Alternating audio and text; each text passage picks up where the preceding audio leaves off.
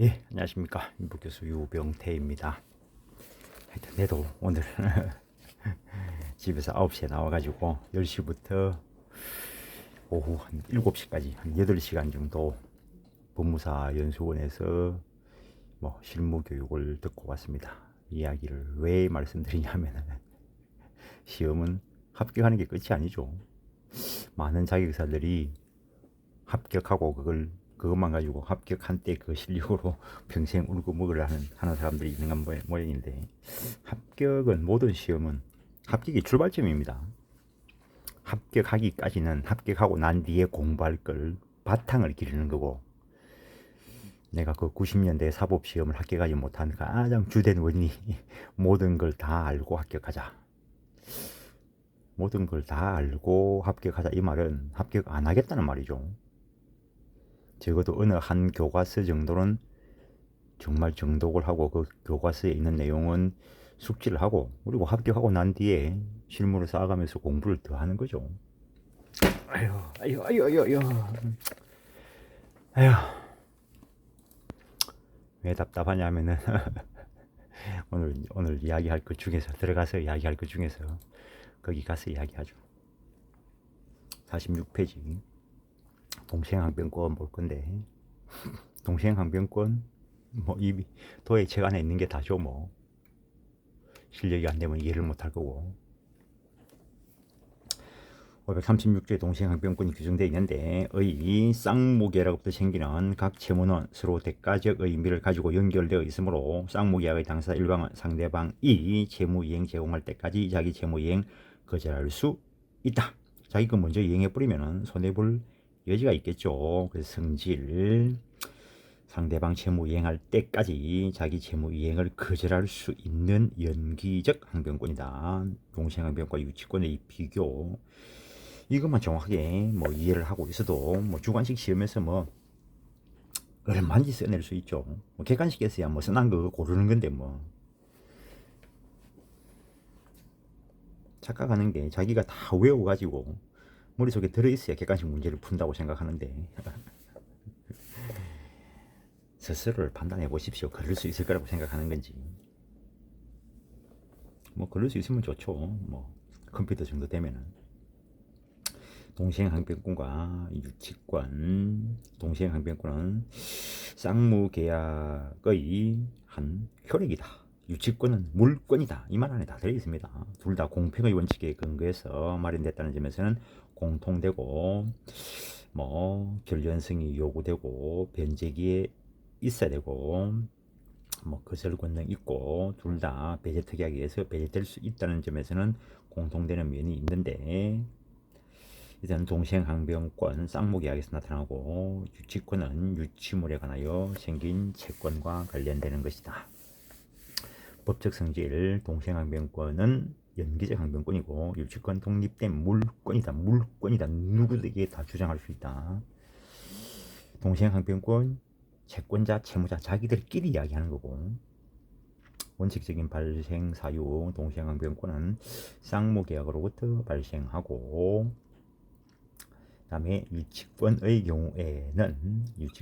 경우에는 법정 담보물건입니다. 법정 담보물건인데, 그 담보물건에서 담보되는 피담보 채권은 적법 행위에 의해서 나타난 것이면 된다. 뭐 피담보 채권, 불법 행위로 인한 손해배상 채권이니까 그 당한 사람, 그 사람은 법이 인정하는 것에 의해서 손해배상 채권을 취득한 거죠.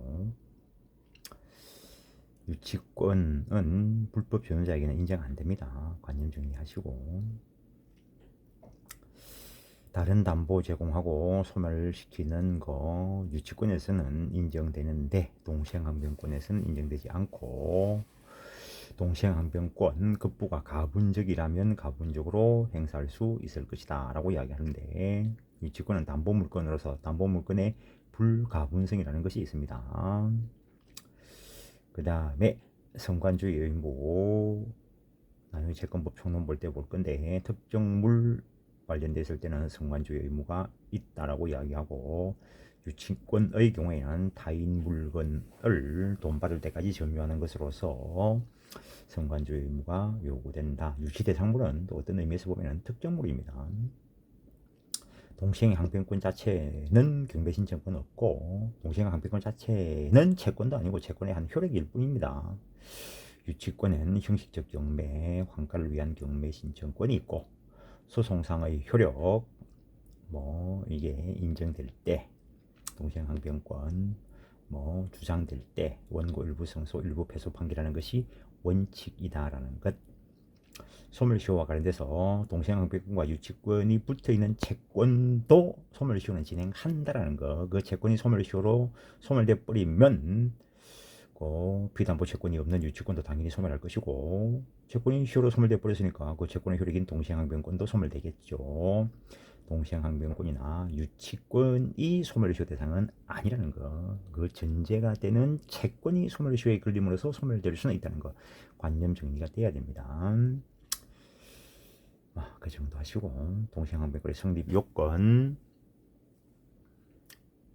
대가적 의미 있는 채무 존재 동일한 쌍무계약에서 대가적 의미 있는 채무를 부담해야 된다. 쌍무계약의 주 채무 상호간에는 대가적 의미가 있다. 예컨대 부동산 매매계약에서 매도인의 소유권 이전 의무와 매수인의 대금 지급 의무 대가성이 인정되고 동시행관계 된다는 거. 목적 부동산 인도와 대금 지급이 대가 관계가 있는가가 문제가 되는데 다수설과 판례 다수의 판례 형평의 원칙 공평의 원칙상 인정한다라는 거. 또한 매수인이 매도인을 상대로 매매 목적 부동산 중 일부에 대해서만 소유권 이전 등기 의무 이행을 구하고 있는 경우 매도인은 잔대금 전부에 대하여 동시행항변권 행사할 수 있다라는 것.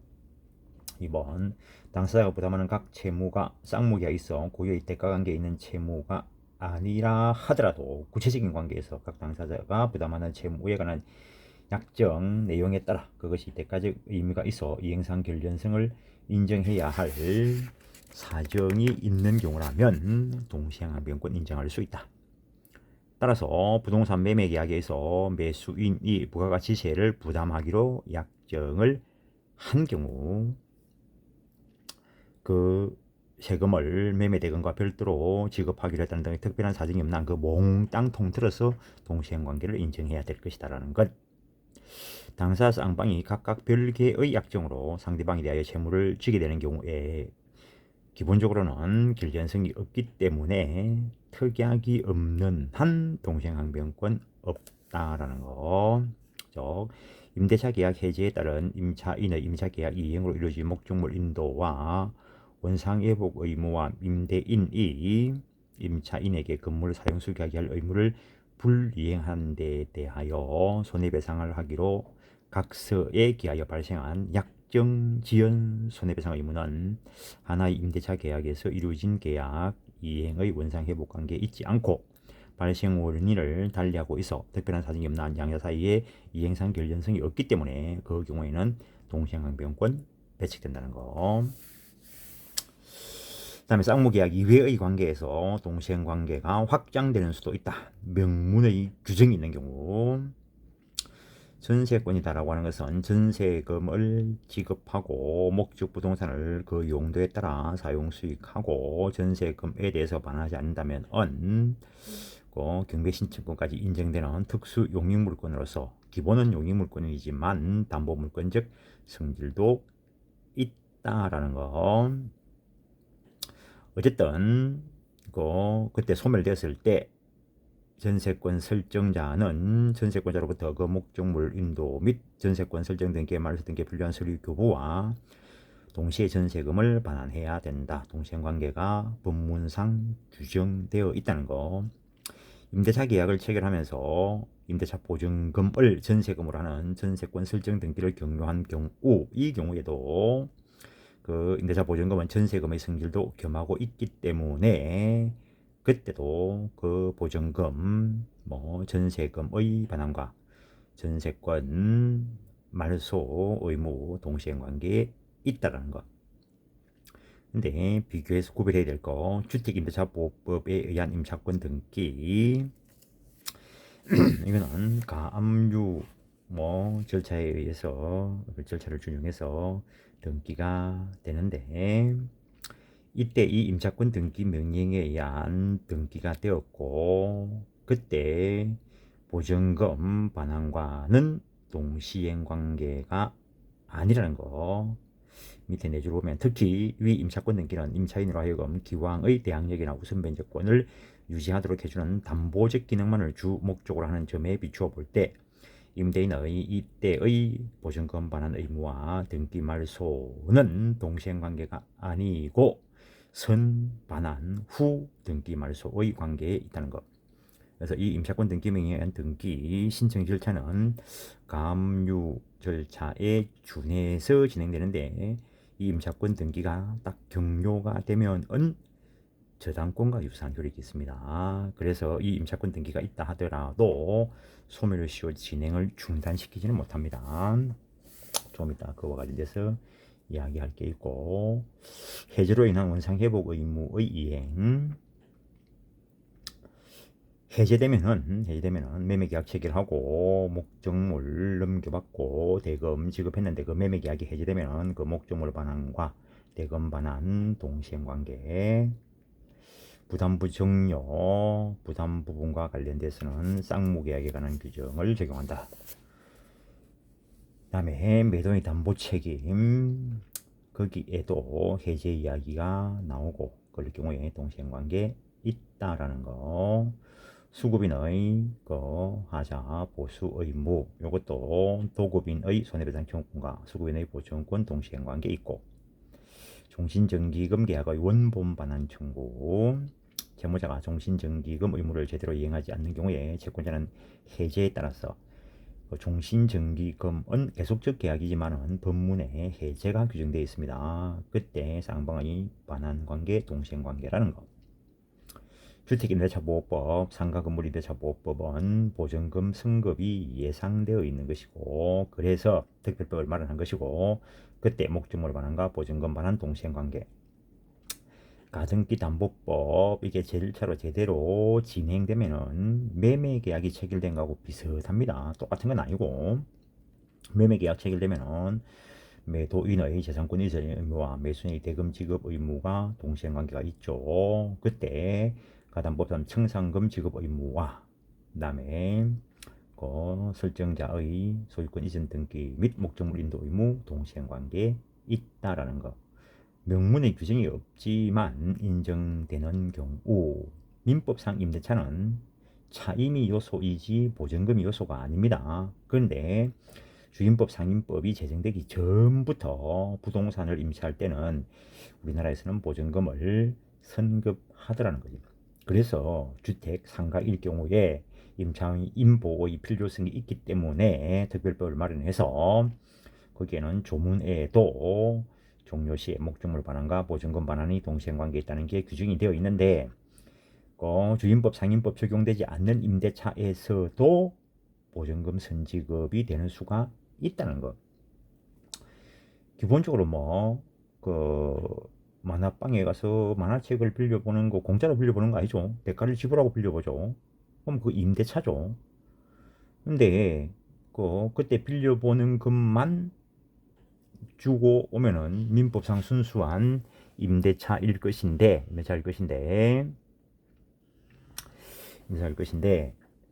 근데 뭐 손해가 발생한 것들과 관련돼 가지고 손해담보조로 미리 선지급 돈을 일정하게 맡겨놔라. 그럼 그게 보증금이 될 거라고. 그때 만화책을 돌려줄 때 그 보증금은 받아가는 건 맞겠죠. 근데 계속 거래관계 있으면은 계속 보증금 예치해 둘 수도 있겠죠. 어쨌든 목적물 반환과 보증금 반환 동시행관계가 될 것이라는 것.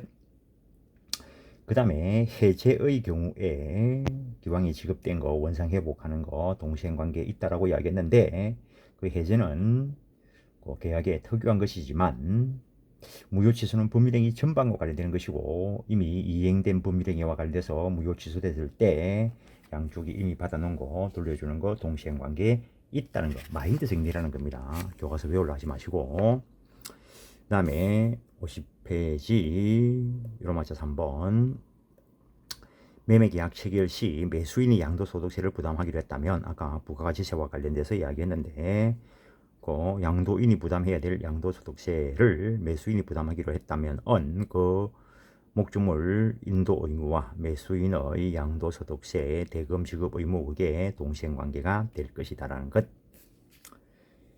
그 다음에 저당권 설정 또는 감유된 부동산 매매, 달리 특별한 약정이 없다면, 특별한 약정이 있으면 약정대로 갈 것이고, 특별한 약정이 없다면 저당권 등기 말소, 감유 등기 말소해서 완벽하게 깨끗한 소유권 이전 의무와 대금 지급 의무가 동시행관계에 있다라는 것. 경우에 따라서는 그 대금만큼 빼고 돈을 주기로 약정할 수도 있겠죠. 그렇다면은 채무 인수 현상이 나타나게 되는데, 뒤에 가면은 또 이야기하게 될 것입니다.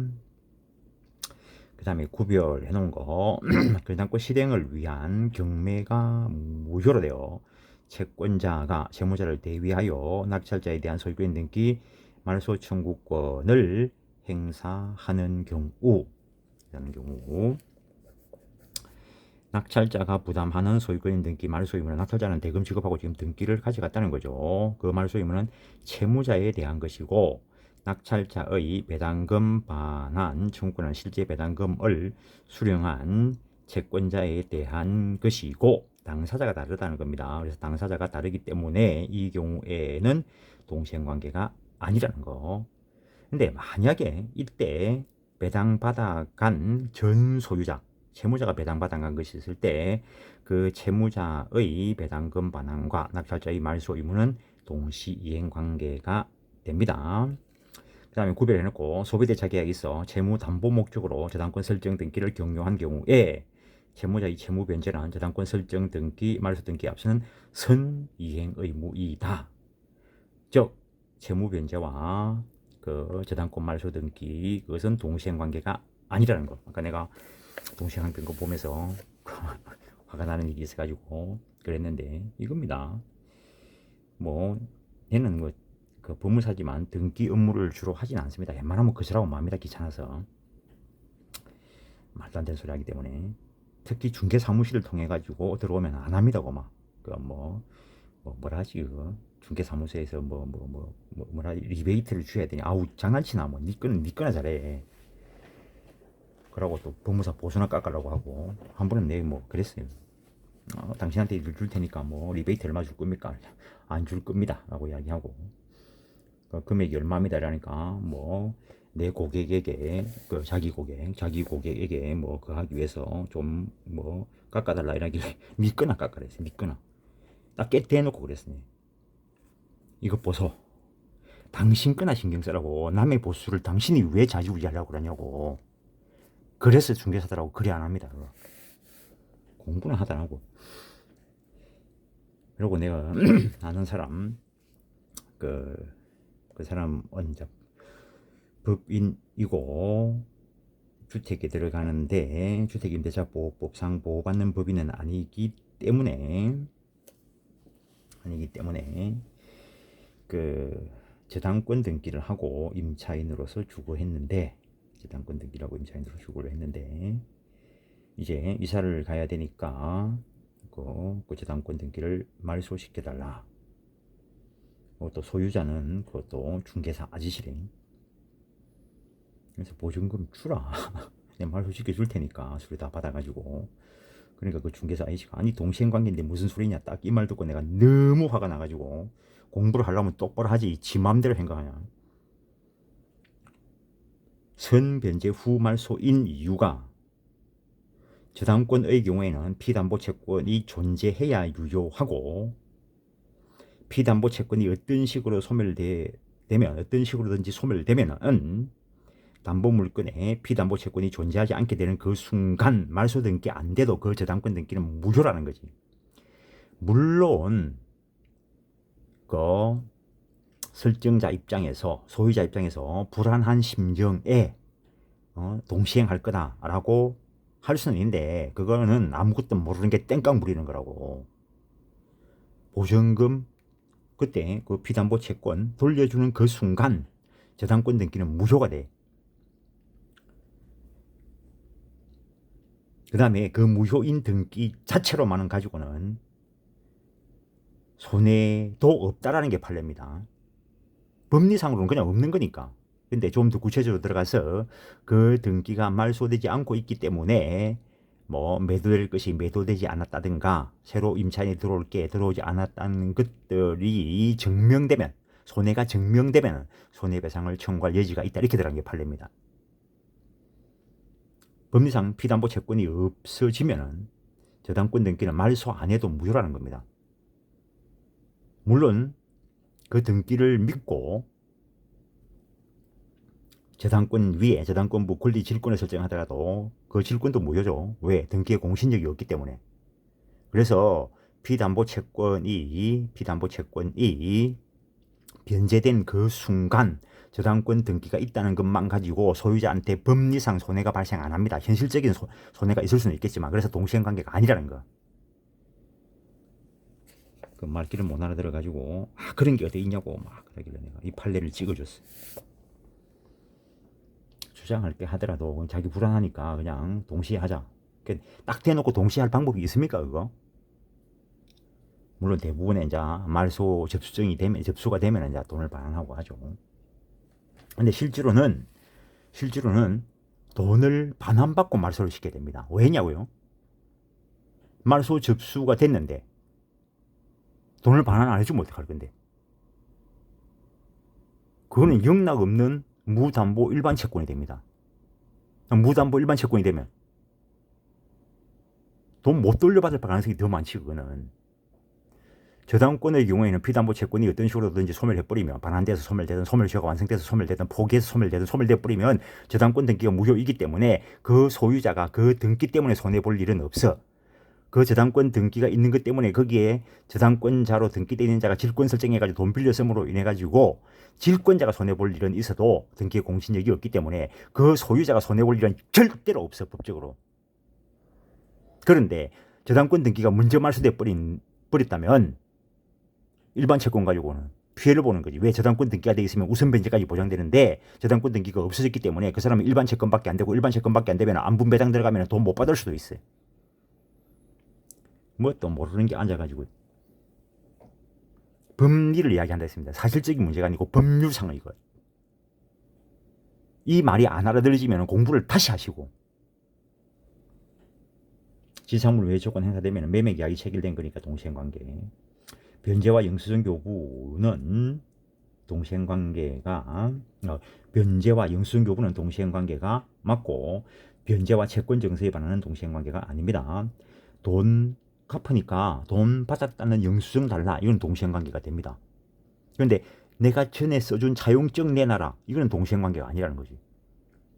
차용증이 분실되고 없을 수도 있겠죠. 그럼 또 다른 문제가 발생할 수 있겠지. 나는 그거 안 주면 돈 못 주겠다. 그러면은 빌려준 그 사람은 차용증이 뭐 태풍이 와가 홍수가 나와가지고 뭐 불이 나가지고 멸실되고 없다.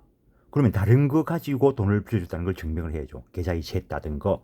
물론 계좌 이체했다는 것만 가지고는 판례가 요새 차용관계를 잘 인정 안 합니다. 그러면 주변에 증인이라든가 이런 사람들을 내세워서 그 관계를 증명해내야 되겠죠. 근데 돈 갚으면서 영수증 내놔라, 이건 동시행관계가 되겠죠. 밑에 가고 구별해야 되는 게 머릿속에서 헷갈려가지고 그 채무 변제와 채무 이행 확보를 위해 교부한 음수표의 반환, 요거는 동시행관계를 인정합니다.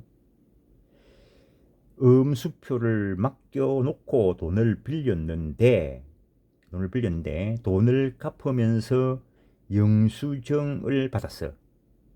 근데 음수표를 돌려받는 거 잊어버렸다는 거지. 그러면은 그 음수표 가지고 있는 사람이 유통을 시켜버리면 최종 그 음수표 소지인이 또 지급 청구해 오면 지급해야 돼. 음수표 유통성 확보를 위해서 인적 관계를 절단시켜나기 때문에 그렇다라고 이야기를 하는데, 일단 그건 차후의 문제고, 그래서 이 경우에는 음수표를 돌려받아 놓지 않는다면은 이중 변제의 위험이 나타나기 때문에 동시행관계를 인정한다라는 거 구별을 하셔야 됩니다.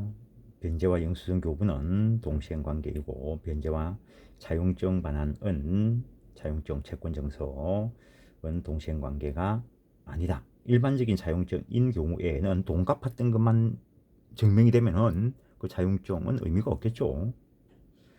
근데 간혹 가다가 돈을 받아놓고 나중에 뭐 세월이 한 5년쯤 지나서 그 차용증 가지고 돈 갚아라고 또 청구하고 들어오는 이상한 사람들이 있습니다. 그럴 때를 대비해서 영수증을 가지고 있어야 됩니다. 그래서 영수증 받는 거는 동시행관계가 되고, 뭐 요즘이야 영수증 그런 거 받으면 사진을 찍어놓고 핸드폰에 올려놓고 뭐 어디 보관하고 하겠지만, 옛날 같은 경우에는 야 니하고 내하고 믿는데 뭐 좋을 때는 그렇지 5년쯤 지나고 나면은 가물가물 한다는 거지. 돈 받은 것도 기억이 안 나는 수가 있다는 거지.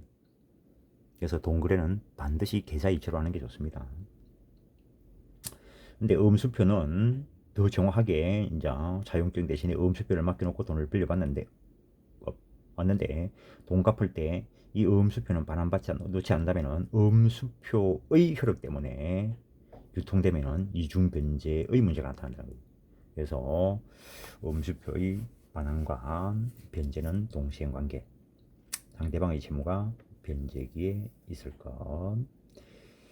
선이행 의무자는 원칙적으로 동시행 항변권 없다라는 거. 그러나 선이행 의무자가 먼저 일단 지체 중에 상대방의 채무도 이행기에 도래한다면 동시행 관계가 인정된다는 것.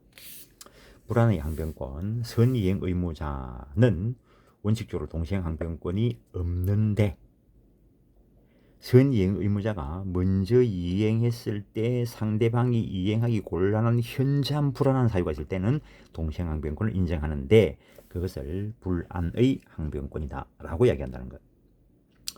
로마자 2번, 로마자 3번을 한번 읽어보시고, 53페이지 3번. 상대방이 이행 또는 이행 제공을 하지 않았을 것. 상대방이 이행 또는 이행 제공을 해오면은 자기는 이행 지체가 돼버리는 거죠. 상대방이 이행 또는 이행 제공 안 했기 때문에 너가 이행할 때까지 나도 이행하지 못하겠다. 이게 원칙적인 동시행항변권이라는 거지. 가분급부의 경우 이행하지 않거나 불완전한 부분에 상당하는 채무이행만 거절이 가능하다는 것이 일반적인 입장.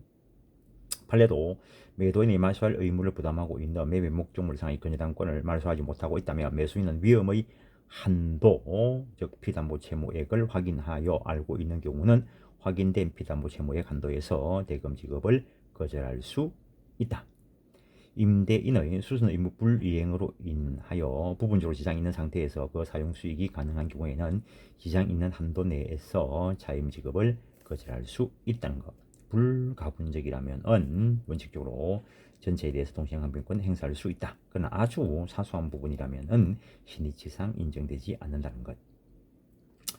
이행 제공의 계속 여부. 수령 지체에 빠진 당사자가 상대방의 단순 청구에 대해 동시행항변권을 행사할 수 있는지 여부. 로마자 2번. 이러한 경우에도 급보임의 결령관계는 소멸되지 않았다. 수령 지체에 빠진 당사자도 상대방의 단순 청구에 대해서, 즉 이행 제공하지 않고 단순 청구에 대해서 동시행항변권 행사할 수 있다. 당연한 이야기겠죠. 한번 수령 지체에 빠졌다고 해서 무조건 동시행항변권을 상실시켜 버리면 상대방은 이제는 더 이상 이행 제공 안 하고 이행 청구를 할 때 응해야 된다라면은 이 사람의 피해가 발생할 거라고요. 그래서 상대방은 수령지체자의 이행지체 책임을 묻기 위해서 이행 제공을 계속해야 한다는 견해가 통설이고, 판례는 쌍무계약 당사 일방이 먼저 한번 현실의 제공을 하고 상대방이 수령지체에 빠졌다 하더라도 이행 제공이 계속되지 않는 한 동시행항변권은 소멸하지 않는다. 이행 거절, 당사 일방의 변제 거절 의사가 확정적으로 명백한 경우에는 상대방의 단순 청구에 대하여 동시행항변권도 소멸한다. 명백하게 거절했으니까. 동시행항변권의 효력, 판례 쪽을 보겠습니다. 54페이지. 쌍방의 채무가 동시행관계에 있다 하여도 동시행항변을 행사하지 않는 이상 법원은 상환급부 판결을 할 수 없고, 그래서 소송상 문제가 될 때 동시행항변권 주장을 해야 변론적인 원칙상 일부 승소 일부 패소 판결인 상환급부 판결을 할 것인데, 하지 않는다면 법원은 그냥 단순 인용을 해야 된다라는 것. 그러나 기존 채무와 엄수표 채무가 병존하는 경우 원인 채무 이행과 엄수표의 반환이 동시행관계에 있다 하더라도 이 경우에는 이중변제 위험을 방지하기 위한 것이기 때문에 채권자가 엄수표 반환을 제공하지 아니하면 채무자에게 적법한 이행의 채권을 할 수 없다고 할 수 없고, 채무자는 원인 채무 이행기를 도과하면 원칙적으로 이행제 책임을 지고, 채권자로부터 엄수표의 반환을 받지 아니하였다 해도 이 엄수표 반환하지 않음을 이유로 위와 같은 항변권을 행사하여 지급을 거절하고 있는 것이 아닌 한, 지급을 거절하고 있다면 동시행항변권과 관련되어서 지지책임을 면하겠지만, 지급을 거절하고 있는 것이 아니라면 지지책임을 면할 수 없다라는 거. 이거는 이중변제 위험을 방지하기 위한 것이기 때문에 그렇습니다. 그래서 동시행항변권 행사의 효력. 그래서 그 동시행항변권을 원용 소송상 주장하면 법원은 원고의 이행과 상환으로 이행할 것을 명해야 된다.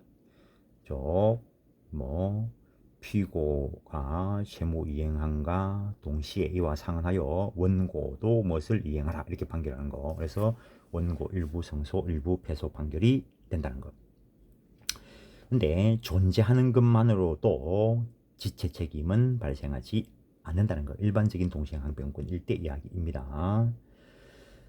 그 다음에 상대방이 동시행항변권을 가지는 경우에 그 항변권이 있는 채권을 자동 채권으로 해서는 상계하지 못한다. 상계 쪽에 가서 다시 보게 될 것이고, 동시행항변권이 있는 동안은 지체가 없다라는 거. 그래서 이자 발생은 정지된다라는 거. 근데 매매 계약이 있은 후에도 인도하지 않은 목적으로부터 생긴 과실은 매도인에게 속한다라고 되어 있습니다. 그때 매수인이 목적물 인도받은 날부터 대금 이자를 지급해야 되고, 인도 안 받았으면 이자 지급 안 해도 된다는 거죠. 그러나 대금 지급에 대하여 기한이 있을 때는 그러하지 아니하다라고 되어 있고, 동시행항변권도 점유의 적법한 권원이 된다. 그래서 동시행항변권 예컨대 임대차 존속기간이 만료되었는데도 불구하고 임대인이 보증금을 반환하지 아니하여 임차인이 너 보증금 반환할 때까지 나도 목적물 반환하지 못하겠다 하면은 동시행항변권 행사인 것이고, 그 동시행항변권에 의해서 그 목적물을 점유하고 있는 것은 임대차는 종료됐으니까 임차권에 기한 점유가 아닙니다.